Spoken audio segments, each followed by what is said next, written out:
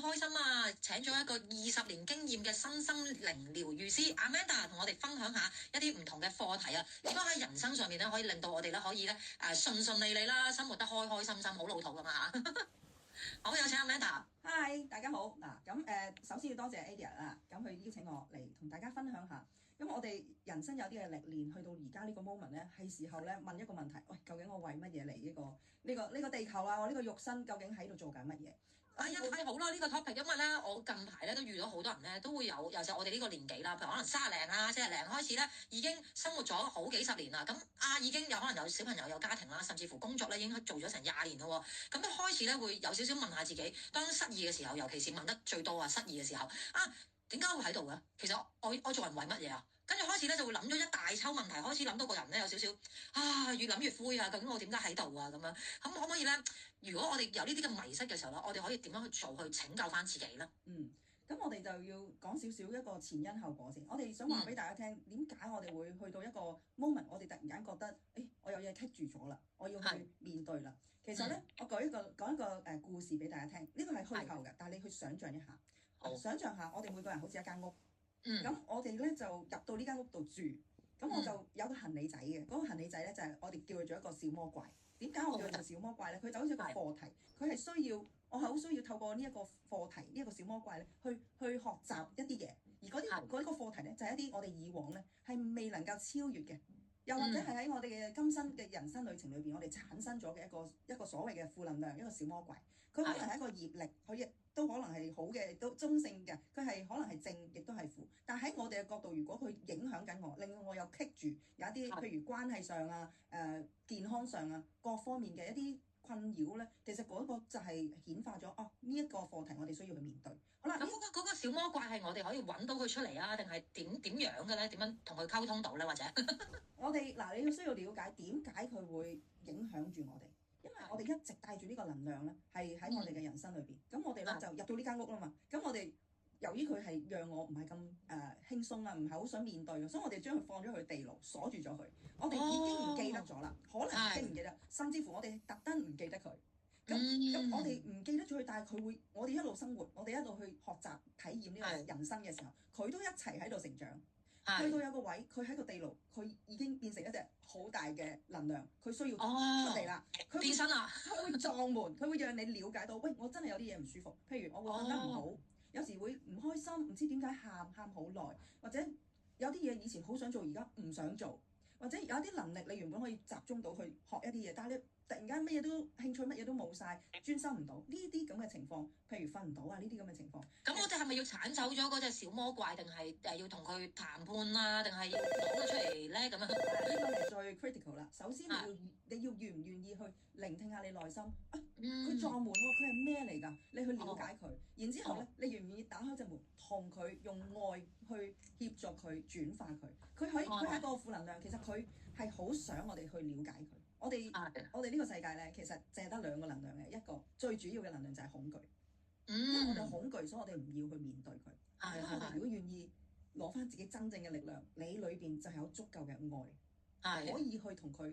你話談判又好啦，你話去轉化佢、面對佢 ，and then let it go 放下佢，然後大家都可以咧將呢個阻力演變成助力，去協助你由0去到1，達到你任何嘅夢想。例如，我想同我嘅伴侶嘅關係可唔可以甜蜜啲啊？大家感覺輕鬆自在啲啊？得，你一定要去面對喺你內心有冇一份嘅功課。如果你同你丈夫嘅關係、伴侶嘅關係已經有一啲嘅狀況出現咗，如果你繼續拖落去咧，其實嗰個問題係冇解決過。所以我好多夫妻都係咁噶啦，今日嗌下咪嗌下咯，跟住第日咪傾翻偈咁樣，咪啲細路都係咁啦，即係同啲尤其是青少年咧，我自己我仔啦，都會係咁啦。咁然後就即下就真係會爆喎。咁嗰隻就係嗰個小魔怪係咪咁啊？其實係㗎，但係佢而且佢係會繼續去佢越潛藏得耐，或者佢越同你一齊生活、一齊成長，所以其實你會想像到面對係最好嘅。咁好啦，我想講啦，頭先我哋就話喂，人生唔知為乜要喺度啦。咁頭先我哋提及過就有隻小魔怪，我哋要揾佢出嚟。咁如果喺個人生為乜喺度嘅時候，係咪頭先所提及過嗰個功課咧？呢個功課咧就係我哋係帶住嚟嘅，我哋一定要去轉化佢。呢個係其中一步。仲有一樣嘢我哋都好重要嘅就係去揾翻，亦都係喺呢個行李裏邊嘅嚇。亦都係一齊呢個課題裏邊係帶住咗一樣嘢，就係我哋嘅熱情。我哋每個人都有我哋嘅天賦，我哋嘅使命。呢兩步就係我哋人生為乜啦？你揾唔揾到你嘅熱情？你知唔知道你嚟呢個地球係為咗啲乜嘢咧？譬如即係有啲人嘅功課，即係我咁諗啦，因為我以前都有睇好多書啊或者成啦。原來每一個人嚟到個世間啦，或者個地球啦，佢哋都有啲功課，可能係一啲係關於健康啊、感情啊、金錢啊等等啦。咁如果佢哋處理得唔好嘅時候咧，就會即係我哋所講嘅俗稱無限輪迴啊，不斷都係俾同一份功課你，係咪咁？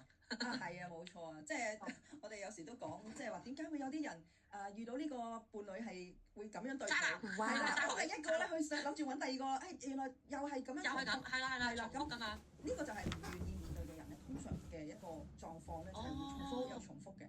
咁點先可以斷絕呢個所謂嘅輪迴咧？咁就係面對咯，轉化咯。喂，咁好似都幾 sad 喎！即係嗱，以前我識有啲朋友咧，又係真係成日遇到啲唔好嘅另一半啦。咁久而久之咧，佢就會覺得係即係佢遇人不淑啫。但係好多人咧，反而冇去諗下係咪自己問題嘅喎。即係其實呢個世界就好似鏡一樣，我哋同呢個世界嘅關係，就你見到呢個世界好，就係因為你裏邊咧有足夠嘅正能量。如果你覺得呢個世界好似咁多人都好似蝦你啊，或者好唔公平啊，呢樣唔開心，嗰樣不滿，其實你應該係去改變自己。即係點解踢波先嚟落雨嗰啲係咪啊？係啦，冇錯。點解出門口真係冇巴士咁樣？落雨喺水中去玩波都可能好開心嘅喎。睇你點睇啦？你戴咗副咩嘅眼鏡？同埋喺我哋嘅人生路上咧，我哋好多時有好多人去教我哋嘢嘅，譬如我哋嘅有我哋嘅老師啦，有我哋嘅父母啦，有我哋嘅朋友啦，佢哋都會俾一啲濾鏡影響咗我哋點睇呢個世界。哇，有趣喎！呢個真係好有趣喎。我哋要揾翻佢出嚟，然後逐塊拎開佢。呢個係阿公嘅，呢個係阿嫲俾我嘅，呢個係老師俾我嘅。然後最後你就揾到你嘅熱情喺邊。即係有少少好似係世間可能好多人會標籤或者定義咗一啲事情，咁其實呢啲就叫成功，呢啲又叫失敗，呢啲又叫幸福。咁久而久之，我哋就代咗好多人哋嘅濾鏡啊，係咪啊？係咪咁樣啊？譬如人哋拍拖，我就要去拍拖。係啊，我都有呢種感覺嘅。以前咧細個咧就會定立自己咧，好細個就定立㗎。我要28歲結婚，跟住咧就30歲一定要生仔。咁如果唔係咧，我就係屬於都幾失敗嘅女人嚟㗎啦。咁長大咗嘅時候咧，我反而咧好想覺得，當我有呢個家庭之後咧，我覺得咦，其實單身好好喎，我可以做到好多嘢啦，甚至乎揾翻頭先所講，我人生嘅功課係啲乜嘢？有時咧可能喺個生活上咧真係太過忙碌啊，無事忙啊，喺個心情度咧我又未煮飯，我陣間又翻工放工又唔知諗食啲乜嘢，跟住陣間又同邊個 gathering，搞到成身個人都好忙，根本冇時間去揾。我有份功課咁樣乜？原來我唔知喎。到我真係可能遇到一啲即係一啲人生嘅低潮位嘅時候咧，先去諗翻我究竟我人生係究竟為啲咩咧？咁嗰時候先知道原來背後有份功課之餘咧，有隻小魔怪喺我個行李箱嗰度。係啊，呢個能量咧，佢喺度影響住我哋。但係我哋咧進入咗一個自動駕駛模式，即係成日都好似朝頭早起身就要刷牙啦、刷牙換衫咯，呢啲好正常噶嘛，係咪？然後我好中意你呢個講法啊，真係會有呢個自動模喎。係啊，冇錯，你會覺得呢一套係啱啊，結婚生仔係啱啊。嗱，我唔係話佢唔啱，只不過係我哋每個人咧係順應翻自己嘅嗰份功課。咁你喺裏邊去體驗，然後睇下你有冇一啲課題喺呢一個 part 裏邊，即係有人生有咁多個 part 咧，邊一個 part 係你嘅課題咧？譬如有啲人係好想透過創業去幫自己去將揾翻自己嘅價值啊，將你裏邊嘅熱情、你嘅天賦可以貢獻翻出嚟。咁你做呢一樣嘢嘅過程，人生就係創造啊嘛，即係你唔會創造呢個價值，你個能量就冇辦法出嚟。頭先 Amanda 你講得好好，創造咧，我突然間立叮一聲咧，就係話我哋好多時候係被創造咯，係唔係自己創造。即係你係一個毛，俾人哋毛咗你，係你做啲乜？係咁好啦。如果我在場，即係如果喺鏡頭前面嘅觀眾啊，你哋都有呢種，曾經你哋頭先講嗰啲有啲熟悉喎，我都好似係呢啲對號入座嘅人喎。咁嘅時候，好啦，我哋應該點樣去揾翻我嗰份功課咧？光嘅療愈我英文咧就叫 super self healing。我哋好強調一樣嘢咧，就係自己幫自己。你需要你唔係要有一個人話俾你聽，你應該點做，或者我幫你求支簽，幫你選擇A 伴侶定係 B 伴侶，唔係咁樣。冇咁方便係咪？冇呢啲嘢嘅，而且咧仲有一樣嘢就係每個人都有自己嘅濾鏡。如果你想揾到真實嘅自己嗰個狀況，你個 situation，你應該要自己進入去你自己嘅心靈世界嗰個潛意識，甚至去到超意識，去連結宇宙嘅嗰個圖書館，去揾翻你嗰個你嗰個功課嘅內容。其實咧，我哋有一樣嘢咧叫做光嘅療愈裏邊有一樣叫做生命藍圖。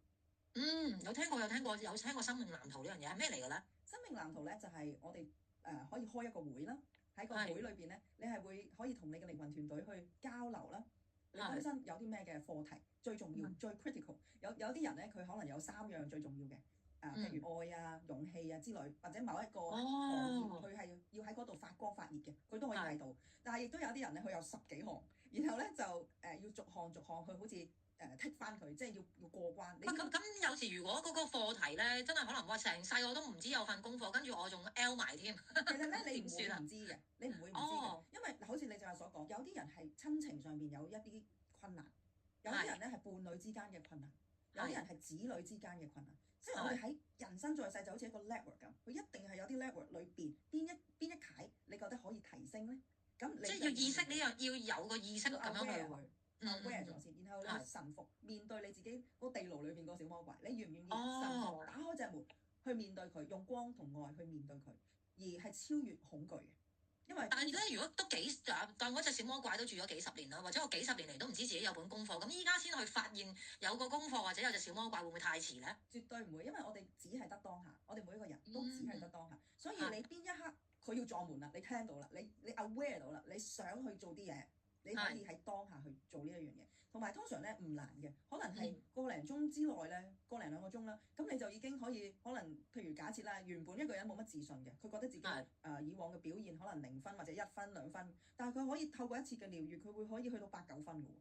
即係咪一個係叫做一個內在嘅療癒，類似係透過一個冥想咁樣啦，去揾翻本身自身裏邊一啲能量出嚟咁樣啦？如果我理解係咪咁樣咧？係啦，好似呢個狀況咧，就係當初我哋有講過Soul 靈魂奇遇記啦。其實嗰個能量狀態就好似有嚿黑色嘅嘢，可能喺我哋嘅心裏邊或者包住咗我哋。只要我哋去面對自己，用光同愛去轉化佢咧，其實你就會見翻真正嗰個你，好光，好平靜，好自在，好幸福。係咪就因為我哋多年嚟咧，呢個光都慢慢俾啲嘢遮蓋晒，所以咧開始人越大咧，有好多人生活得開始就冇晒方向，冇晒價值感啊咁樣，跟住就開始失落啊，甚至乎好多人都會內在有啲情緒問題，但係表面當然未必睇得出啦。咁就有時同啲朋友傾偈嘅時候，都會發現好多人都唔對現在自己嘅生活咧係表示不滿意咁樣嘅喎。其實我哋我又可以舉例一個比喻啦。其實我哋好似每個人都係一間屋入邊有盞燈，嗰盞燈咧，人人都係1000W啦當。但係咧，人嗰個每一間屋嗰個光亮度都唔一樣，因為呢一盞燈可能你嗰盞燈好光嘅，你成日都好中意打掃清理佢。我抹下佢。係啦，抹下佢嗰啲灰塵。但係我咧，可能我成日都唔理佢㗎，我啲蜘蛛掹住晒啊，周圍亂糟糟。如果係咁樣嘅話，呢兩間屋咧一入去，你個感覺已經好唔同。係就係你點樣去幫自己清理。其實兩間屋嘅光嗰個燈膽係一樣嘅喎，都係1000W嘅喎。所以咁其實好神奇喎，即係我用一個內在嘅療癒我打掃間屋乾淨啦，跟住盞燈光翻啲啦，我喺嗰個生活嘅即係實體嘅實相就會有所呈現個改變㗎嘛。冇錯，所以我成日都講光愛療癒主要咧就係協助大家親自為自己提升心靈能量。當你嘅能量啊，就係你個頻率提升咗之後，呢個宇宙就會 sense 到你嘅提升，然後你想吸引嘅所有嘅好運啊、健康啊、豐盛啊、幸福嘅關係，都係會好自然咁會俾你吸到去呢一個 version 嘅你。咦，咁我都有認識喎，因為我本身都中意吸引力法則嘅，我亦都相信呢樣嘢嘅。咁所以咧喺嗰個能量啦，或者個 frequency 啦，你個 frequency 係夠高嘅，即係佢吸引嘅咧就係一啲高能量嘅嘢，譬如可能金錢啊、家庭幸福啊、健康啊。咁但係如果你低能量咧，長期都係一啲焦慮啊、質疑啊、不安啊，即係不幸福啊，或者即係自己個價值感好低咧，佢吸引翻嚟就係嗰啲。所以所謂就係講話，喂，你啲唔好嘅嘢其實都係你自己吸引翻嚟嘅。呢句聽落好似好難聽，但係又好似幾係真喎。係啊，而且係你自己去控制喎。你自己去幫自己做清理，或者透過光愛療癒去做清潔。即係其實有好多方法㗎，譬如冥想啦，做下運動。你見到有太陽就出去跑下步啊。其實你自己去踩下草地啊。即係其實好多方法，你去到大自然連結大自然咧，其實你個能量自然會提升嘅。咁點樣咧可以咧？譬如好似喺鏡頭前啊，我諗大家都係啦，平時翻工啊、照顧屋企啊，或者好多嘢都好忙啦。咁點樣可以靜落嚟咧？然後即係去面對呢樣嘢咧？因為我覺得咧好多時咧都會有拖延症啊。明即係你講嗰啲好似好啱啦，但係我10樣都中咗9樣啦。咁但係硬係覺得我唔使啦，我有手有腳，我冇穿冇爛，我 OK 喎，咪日過日先咯。咁到真係爆煲嘅時候先再算啦。其實係點樣可以令到真係大家都有個自發性，覺得啊，我不如都去接觸下。其實對我哋係咪一定要話我有生活有啲唔好嘅遭遇嘅時候，我哋先去揾我哋本功課出嚟咧？我好認同一樣嘢咧，就係我哋應該每一日自己最好咧，最簡單嘅方法咧，就係同自己傾下偈。你譬如你寫下一啲日記啦，感恩下啦，你有啲咩遇到啦，即係呢一個方法都係一個好簡單。喂，同自己傾下偈啦！我記得我細個已經係咁噶啦，即係譬如話我買件衫想要紅色定藍色咁樣舉例啦，我都會跟住我老公咧會同我講啊，你同佢傾下偈先啦，咁樣即係同我自己內心傾下偈，因為佢會覺得你本身就有你自己諗法㗎啦，你硬係要問人哋意見，得到人哋嘅認同，跟住到人哋真係俾咗意見你啦，你又覺得唔係喎，我都係想咁樣喎，係咪咁意思啊？即係同自己內心去傾下偈，問下自己想點咁樣啊？呢個咧係有好多人都係咁樣嘅，即係佢哋好想有多啲人 support 佢啦。咁但係其實我哋裏邊自己真係有一把聲音。其實我哋成日都話 super self 即係咩？即係一個更加有智慧、更高維度嘅我哋。其實佢一直都陪住我哋嘅，即係佢喺我哋嘅身邊，但係佢唔可以干預我哋嘅人生。我哋人生就喺度做選擇啫嘛，即係你同呢一 group 人做朋友啊，定係同係啊，真係好多選擇，日日都有選擇。譬如我選擇睇我哋而家個 channel 啦，選擇究竟我係咪揾本功課同埋小魔怪？係啊，定係選擇去睇下繼續匿埋，係啦，繼續亂咁碌手機，繼續唔揾翻本功課，跟住然後功課未揾到，然後就走埋啦，跟住又再係咪？如果揾唔到本功課或者個小魔怪咧，係咪要再翻嚟？即係譬如個人世，即係我聽人哋講就話，我哋當我哋而家着咗件衫啦，我哋個靈魂着咗件衫，當我個靈魂走咗，即係我個肉身走咗，個靈魂係繼續翻嚟咁樣㗎。唔好意思啊，差得好遠添呢個話題。呢度非常之好，呢個咧就牽涉到破。係啊，嗱，其實咧我哋因為光華療癒有一個項目咧，就叫心靈善終啦，即係正話提過一個咧，就叫做生命藍圖。而家哇，呢個未講嘅喎，呢個頭先你冇提過。心靈善終，因為你啱啱提到就係，如果我哋肉身已經可能我哋要放下啦，但係我哋離開啦，我哋繼續向前行啦。